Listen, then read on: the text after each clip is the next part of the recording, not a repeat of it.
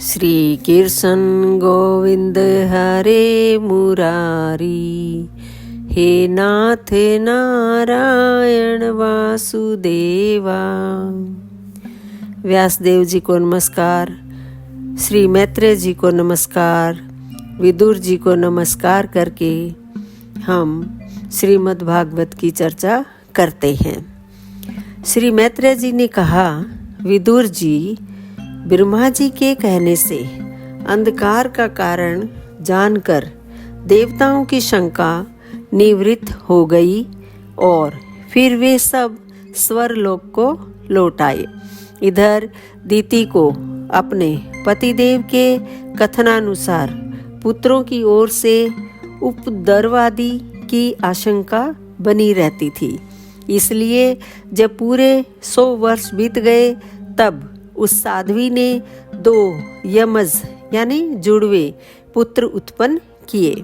उनके जन्म लेते समय स्वर्ग, पृथ्वी और अंतरिक्ष में अनेकों उत्पात होने लगे, जिनसे लोग अत्यंत भयभीत हो गए।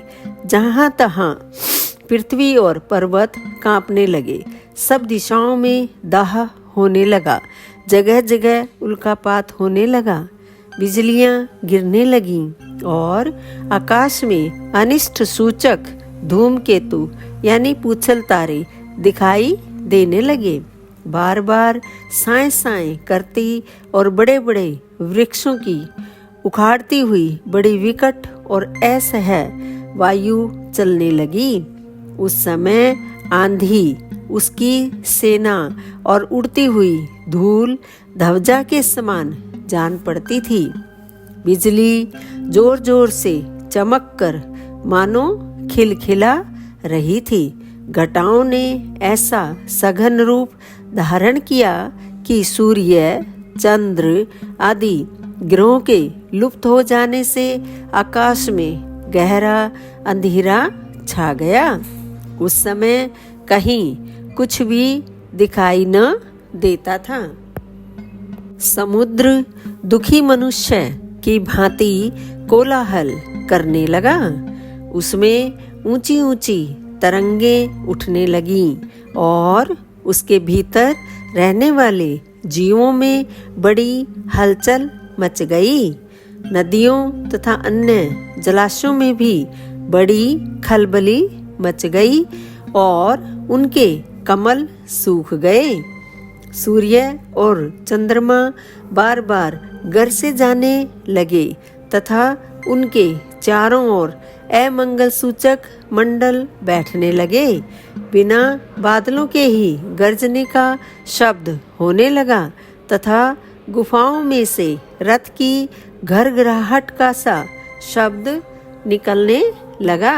गांव में गीदड़ और उल्लुओं के भयानक शब्द के साथ ही सियारियां मुख से दहकती हुई आग उगलकर जहां तहां कुत्ते अपनी गर्दन ऊपर उठाकर कभी गाने और कभी रोने के समान भांति भांति के शब्द करने लगे। विदुर जी झुंड के झुंड गधे अपने कठोर खुरों से पृथ्वी खोदते और रेंकने का शब्द करते मतवाले होकर इधर उधर दौड़ने लगे। पक्षी गधों के शब्द से डरकर रोते चिल्लाते अपने घोंसलों से उड़ने लगे। अपनी खिरकों में बंधे हुए और वन में चरते हुए गाय बैल आदि पशु डर के मारे मलमूत्र त्यागने लगे। गौएं ऐसी डर गई कि धोने पर उनके थनों से खून निकलने लगा। बादल पीप की वर्षा करने लगे। देव मूर्तियों की आंखों से आंसू बहने लगे और आंधी के बिना ही वृक्ष उखड़ उखड़ कर गिरने लगे। शनि, राहु आदि क्रूर ग्रह प्रबल होकर चंद्र, बृहस्पति आदि सौम्य ग्रहों तथा बहुत से नक्षत्रों को लांघकर वक्र गति से चलने लगे तथा आपस में युद्ध करने लगे। ऐसे ही और भी अनेकों भयंकर उत्पात देखकर सनकादि के सिवा और सब जीव भयभीत हो गए तथा उन उत्पातों का मर्म न जानने के कारण उन्होंने यही समझा कि अब संसार का प्रलय होने वाला है। वे दोनों आदि दैत्य जन्म के अनंतर शीघ्र ही अपने फौलाद के समान कठोर शरीर से बढ़कर महान पर्वतों के सदृश हो गए तथा उनका पूर्व पराक्रम भी प्रकट हो गया।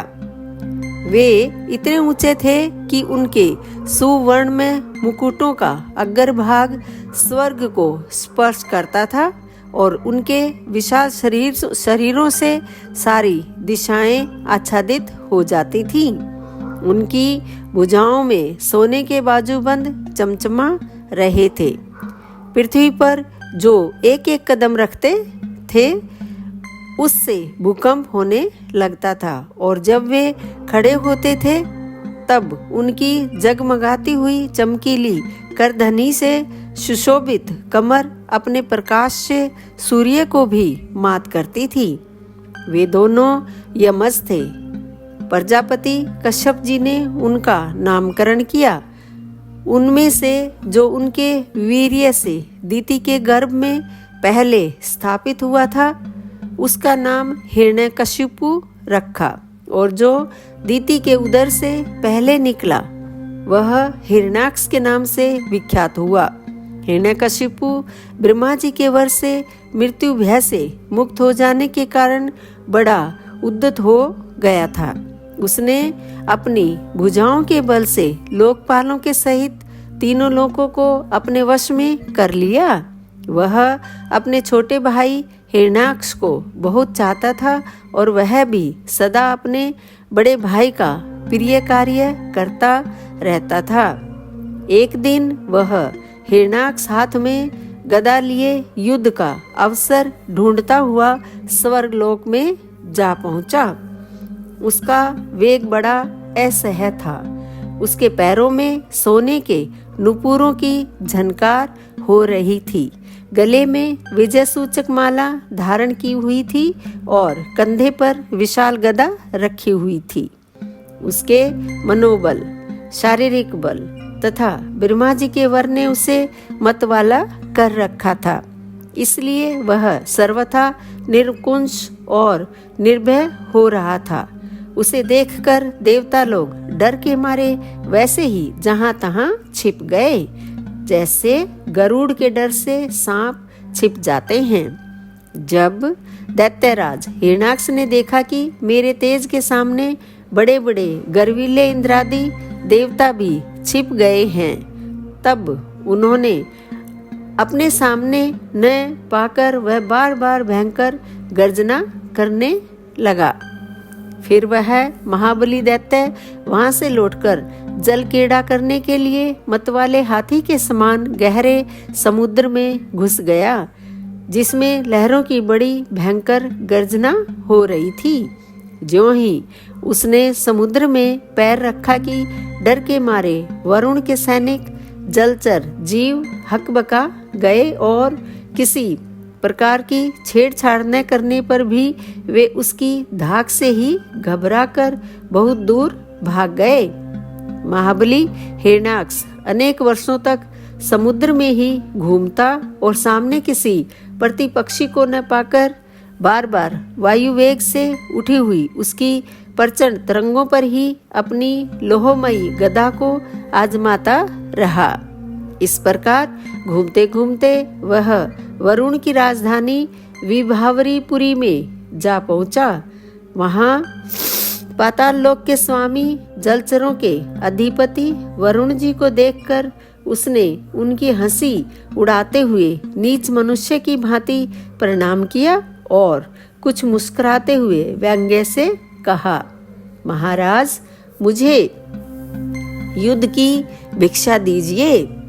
प्रभु आप तो लोकपालक राजा और बड़े कीर्तिशाली हैं। जो लोग अपने बांकावीर समझते थे उनके वीर्यमद को भी आप चूर्ण कर चुके हैं और पहले एक बार आपने संसार के समस्त दैत्य दानवों को जीतकर राजसूय यज्ञ भी किया था। उस मदोन्मत्त शत्रु के इस प्रकार बहुत उपहास करने से भगवान वरुण को क्रोध तो बहुत आया, किंतु अपने बुद्धिबल से वे उसे पी गए और बदले में उससे कहने लगे, भाई हमें तो अब युद्ध आदि का कोई चाव नहीं रह गया है। भगवान पुराण पुरुष के सिवा हमें और कोई ऐसा दिखता भी नहीं जो तुम जैसे रणकुशल वीर को युद्ध में संतुष्ट कर सके। दैत्यराज, तुम उन्हीं के पास जाओ, वे ही तुम्हारी कामना पूरी करेंगे।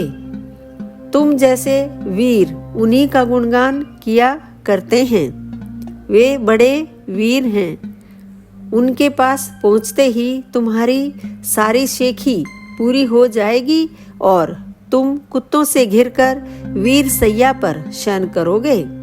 वे तुम जैसे दुष्टों को मारने और सत्पुरुषों पर कृपा करने के लिए अनेक प्रकार के रूप धारण किया करते हैं। दोस्तों, यह अध्याय यहाँ पर समाप्त होता है। आप मेरे वीडियो रोजाना देख रहे हैं, उसके लिए आपका बहुत बहुत धन्यवाद।